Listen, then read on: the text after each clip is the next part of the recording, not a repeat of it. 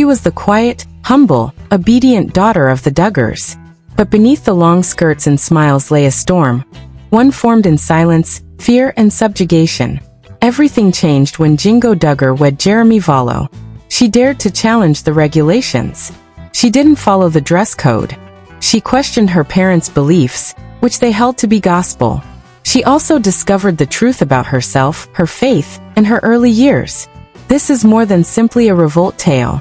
It tells of a woman who managed to get away from a spiritual prison and illuminated millions of people's paths. This is Jinger Duggar's legacy. There was a girl with a kind smile, a lowered head, and eyes full of unasked questions before there was rebellion, and before there was freedom. Jinger Duggar was her name.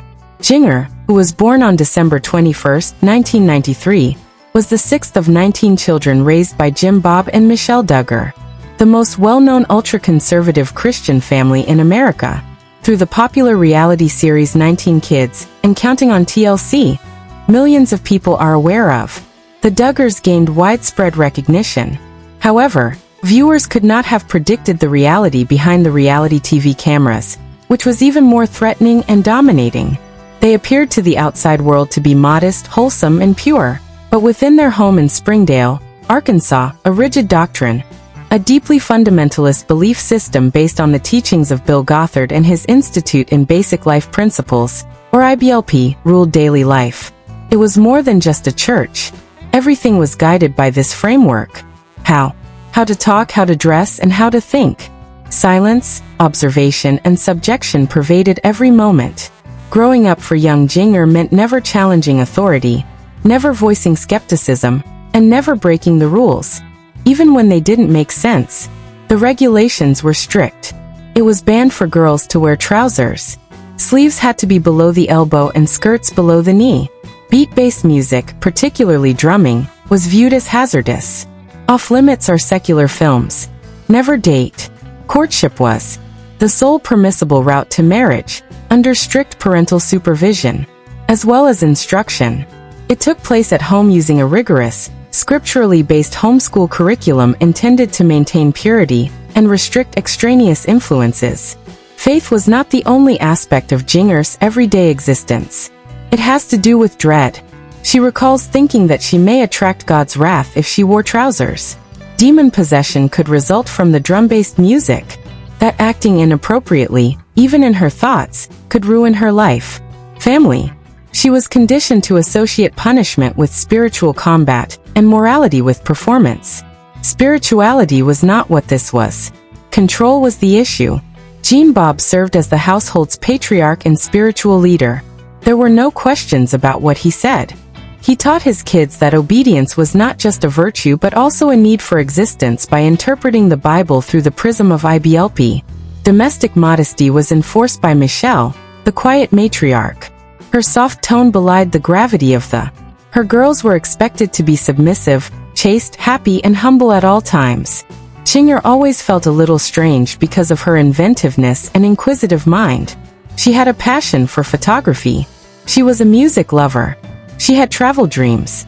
But she learned to repress those desires in a world where dreaming was perilous and being different was considered disobedient. On camera, she grinned. In interviews, she gave a nod. She had to say all the proper things because she was afraid.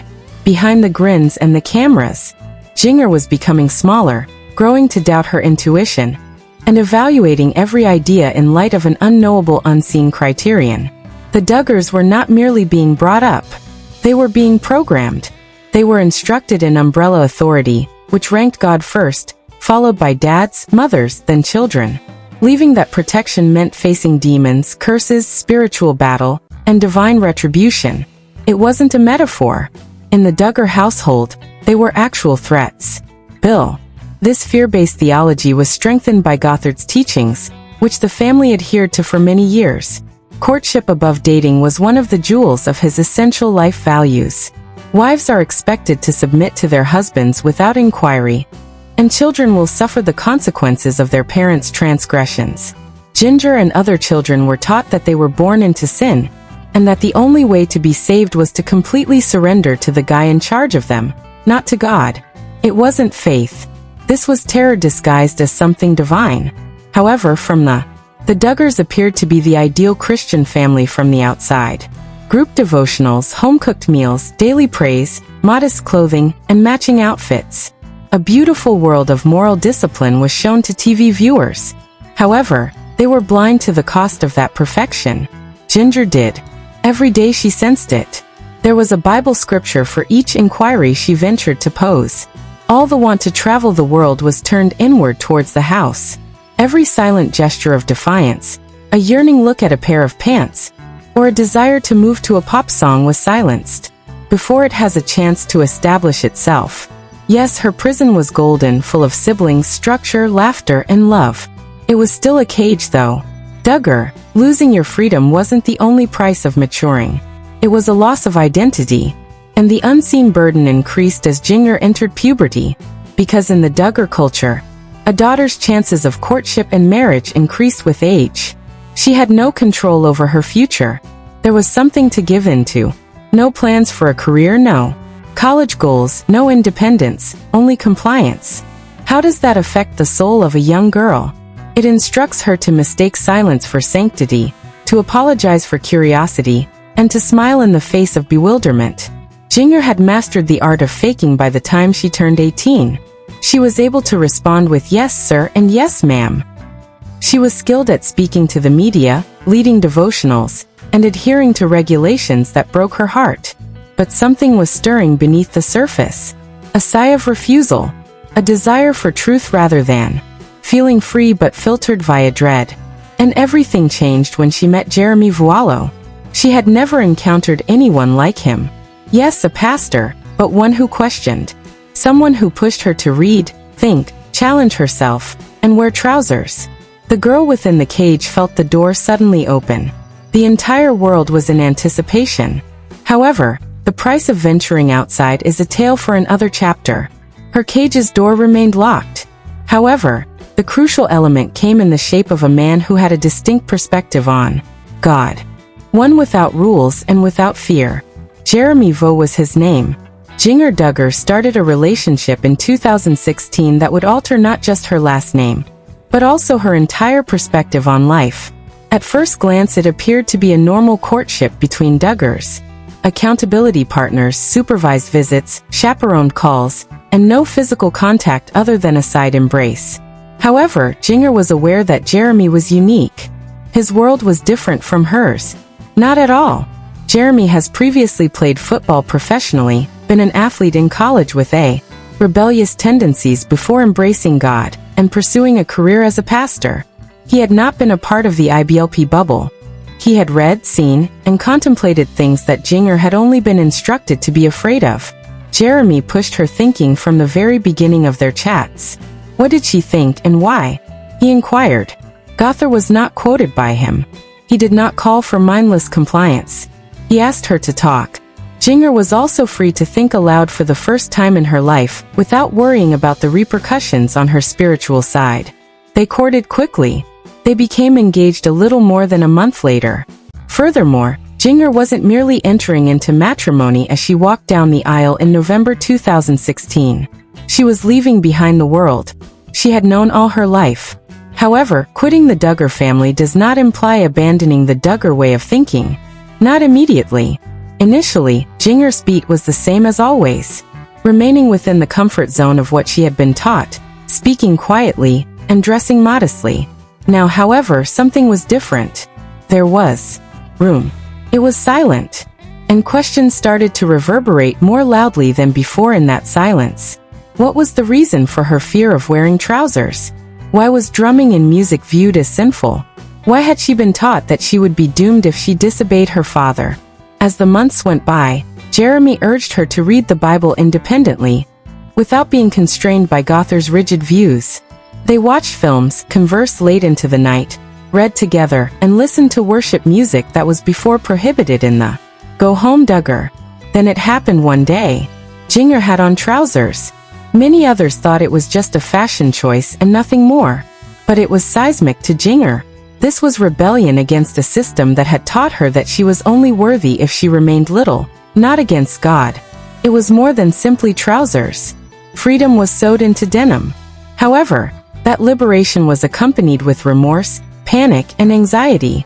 As Jinger made progress towards independence, she couldn't get rid of the nagging suspicion that something wasn't right, because she had been taught since childhood that one act of disobedience could result in calamity, a car accident, death, or miscarriage. She believed that curse would fall and that God would punish her. She recalls continuously checking her heart. Am I finally becoming the person God created me to be? Or am I revolting against him? Jeremy made an effort to comfort her. He assured her that her salvation was not dependent on the length of her skirt, and that God was not irate. Reassurance, however, can only go so far when dread is ingrained in your being. Within her, Jinger started the grueling process of deconstruction in his new house, first in Laredo, Texas, and then in Los Angeles. Her faith was not being abandoned. She was sorting it all out, separating pain from reality. She read Christian writers outside of the IBLP circle for the first time. Slowly and painfully, she started to heal after studying theology that prioritized relationships over laws and grace over guilt. However, not everyone was supporting her. Change was viewed as treachery by the Duggar family. Jim Bob had rigorous hopes for his kids. He demanded silence, devotion, and deference to the principles he had instilled. Even after marriage, Jinger's departure from IBLP caused some people to take notice. It made space. She never publicly criticized her parents, but her decisions were quite telling. The trousers, the relocation to Los Angeles, the many places of worship, and the subtly omitted IBLP lessons from her discussions. While some siblings stayed close, others became aloof. And Jinger's independence apparently infuriated Jim Bob. Control doesn't give up. Silently, Jinger's independence was risky for a guy accustomed to shepherding his family like a flock. Others might question him if she could. Nevertheless, Jinger persisted in her efforts to heal herself rather than harm her family. Because the more she learned, the more she understood that the system she grew up in was more than just faulty. It was dangerous. It was cult-like, not only legalistic. Even though she loved her parents very much, she was unable to keep quiet about the suffering any longer. I didn't want to throw folks, Jinger, beneath the bus. Narrator. But I had to be honest about what broke me and what shaped me. The result of that candor would be a book, which would be even bolder. The reserved daughter on the couch was no longer Jinger Duggar. She was a mother, a wife, a thinker, and someone who sought the truth. She bravely entered a new chapter as the bonds of fear were lifted, one in which she would reveal everything she had previously been too scared to doubt. Speaking up, however, meant naming the very system that her family continued to support. Would she ever be forgiven? Could she also? At last, she forgives herself? Stay tuned as we delve into Jinger's most precarious chapter to date. The psychological cost of abandoning what she believed to be sacred. When you are raised in a fear-based home, the terror does not go away when you leave it. It silently and unrelentingly pursues you, whispering the falsehoods you were taught. The fear that Jinger Duggar had carried around since she was a young child did not go away after she left the confines of her childhood home. Due to fear is not limited to following the rules. It exists in the mind. Furthermore, Jinger had never fought a war like the one she was about to encounter. Courtship, music, and clothes were no longer relevant. This was about peeling back the terrible layers of brainwashing. Jinger would subsequently admit in interviews that she was scared of more than just disappointing her parents. God himself frightened her. Her entire existence had been based on the conviction that deviating from her father's beliefs would result in her losing God's protection. That risk would track her down if she challenged authority. However, if she disobeyed, disaster would ensue. There was a persistent, crippling feeling that she had wrecked her life. Even when she married Jeremy, moved away, wore trousers and played drums in worship, she started having cold sweats, nightmares, and panic attacks, believing that she had sinned too much and that a horrible event was about to happen to her. She would wake up in the middle of the night, gasping for air. It was real. It was spiritual PTSD. Jinger was unsure of the name to give it. She initially believed she was exaggerating, that perhaps she was rebelling, or that perhaps this was a warning from the Holy Spirit. However, Jeremy started to probe further after witnessing his wife's quiet suffering. He urged her to express her feelings, write them down, talk about them, cry, and identify the causes of them. Deconstruction, the hardest task of all, started at that point. Not the kind of deconstruction that critics fear. Jesus was not being abandoned by Jinger. She wasn't. She gave up her religion. From the ruins of religious tragedy, she was reconstructing it. She could see it more plainly the deeper she delved. She had been conditioned by Bill Gothard's teachings to think that obeying man was equivalent to obeying God. That protection wasn't granted, it was earned. Believed there were conditions attached to love, and that one mistake may cancel God's love. Christianity in Gothar's view was not about freedom. It was about controlling people with terror, particularly women. In the world of IBLP, women weren't in charge. They were in favor. They were there to serve, to submit, and to be silent. Any aspirations outside the house were viewed as self-serving. It's risky to challenge a father's authority, revolt and doubting a husband's leadership. Jinger had only ever been taught to follow orders. She had never been taught to think. She therefore started doing something unusual for the first time in her life. Reading the Bible without commentary. Just scripture. No goth, no study materials approved by the family. And what she discovered was altered. Everything. She saw no God of retribution. The irate, vigilant God she had been warned about was nowhere to be found. She discovered a God of compassion, grace, and kindness. She read about how Jesus welcomed the skeptic, spoke kindly to the outcast, and lifted the oppressed people's burdens rather than adding to them. And something inside her started to slowly open up. Jinger became aware that she had been deceived for the first time in her life. She still feels that her parents were acting in a way that was not necessarily thought was superior, but by the system they had such faith in. When she noticed the foundation's flaws, she took a decision that startled everyone. She would share her tale. Jinger's memoir, Becoming Free Indeed, was published in 2023. It is a compelling, candid, and scathing account of what it was like to grow up in a faith that was based on fear, and leave it gradually. She wrote to heal rather than to attack. I came to the realization that I no longer needed to live in dread. I could have my own opinions and still love God. The book was a shocking revelation in Duggar world. Supporters commended her bravery. She had gone liberal, according to critics. A few family members became silent. Others pulled away. Jinger, however, remained steadfast. She had no intention of demolishing the church.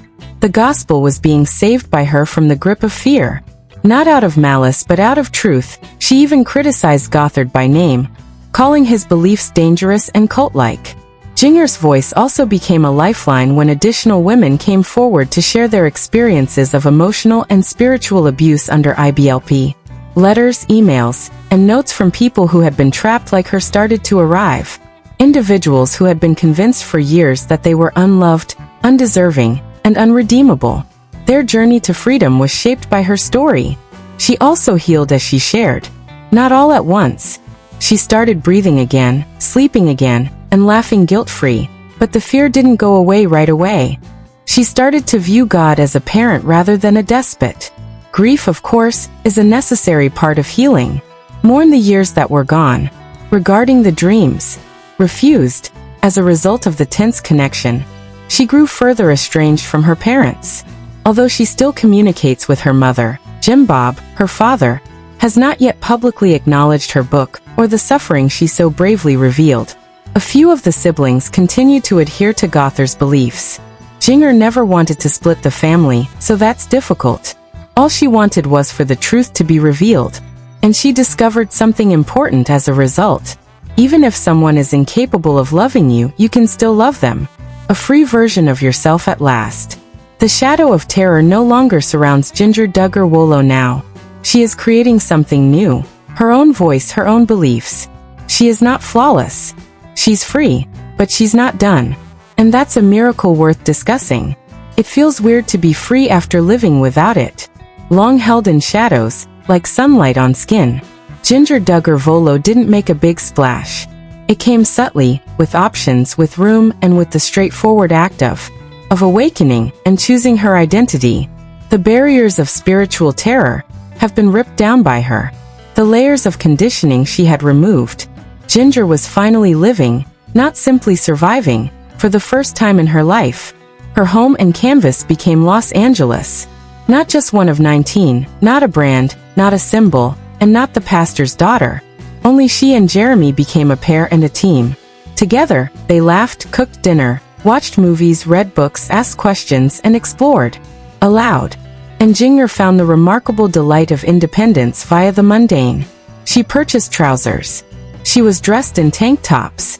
She and her buddies visited coffee cafes. She lightened the color of her hair. Her entire face lit up with a smile. For a girl who was brought up to think that being independent equated to disobedience. These small actions were revolutionary. Motherhood, however, brought about the most significant transformation of all.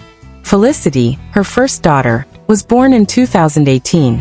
When Evangeline showed up 2 years later, these wide-eyed girls with hearts on a blank slate, Jinger was more convinced than afraid. She refused to instill dread in her kids. Chains disguised as scripture were not something she would pass down. She refused to educate them to fear her or God. Jinger started creating a new, gentler household where daughters are free to dream as big as they want, where inquiries are accepted, and where obedience is gained via love rather than coercion. It wasn't simple. It required her to reframe discipline, unlearn habits, and trust her gut. Parenting with grace rather than guilt. With each response, she altered something, broke a pattern, opened a window, or allowed air to enter. She found herself asking herself, what would I have needed as a child? This was not the place for the IBLP framework or the previous regulations.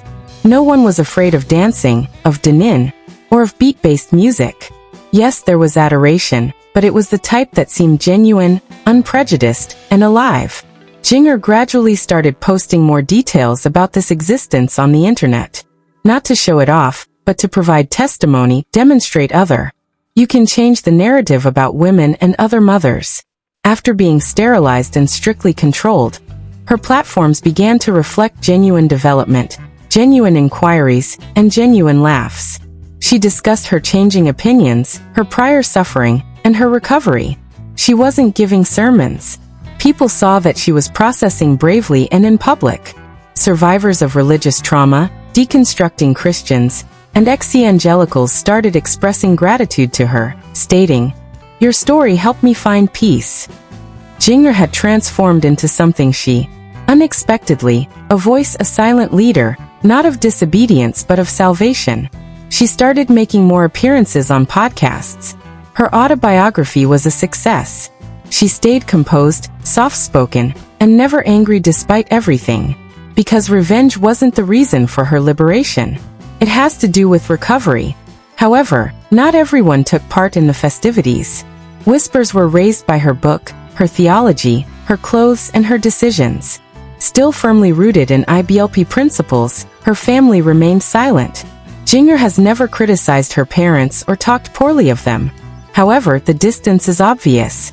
She has acknowledged that, despite her affection for them, she understands her siblings don't quite comprehend the road she has chosen, and that she seldom ever sees them anymore, only connecting with them at significant family gatherings.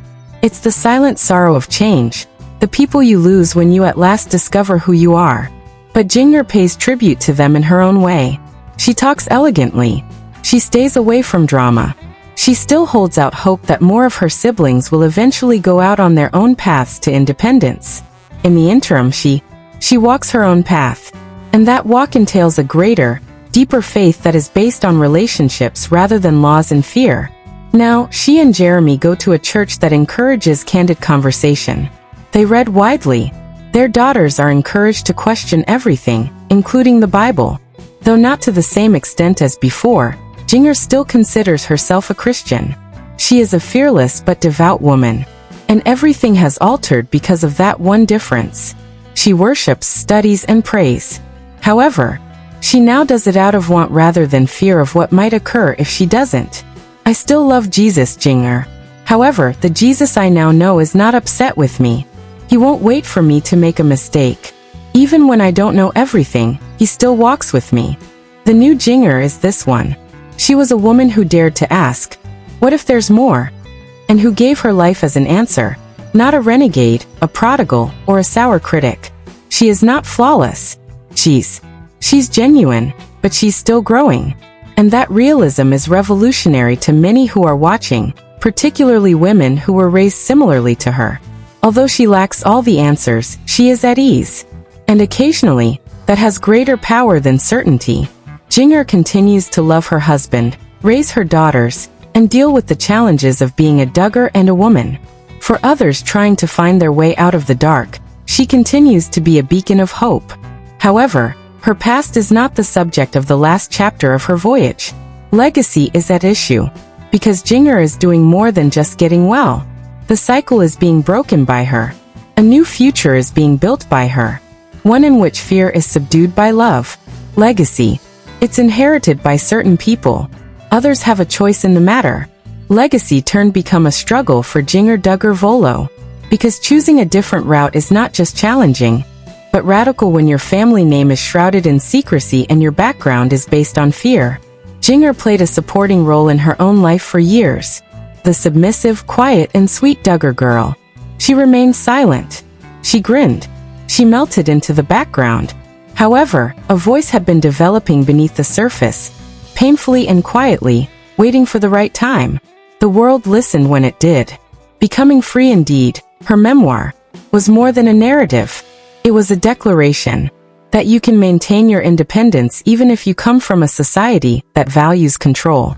That you can reject your family's ideology while still loving them. That you are able to believe in God without accepting dread as true. And the most audacious of all was that Jinger remained steadfast in his religion. Though it wasn't the version she was given, she ventured farther into it. She took it back. She cleansed it. She claimed it as her own. She became something no one anticipated from a Duggar daughter as a result. An eyewitness. An eyewitness to the damage that can result from spiritual abuse. An eyewitness to truth's healing power. An example of the kind of Christianity that liberates rather than subjugates. Jinger left behind a quiet legacy. It has nothing to do with wrath or rebellion. Clarity and selecting light over shade are key. And since she understands, her voice has been heard by the millions of people who were raised in fundamentalist surroundings, particularly women.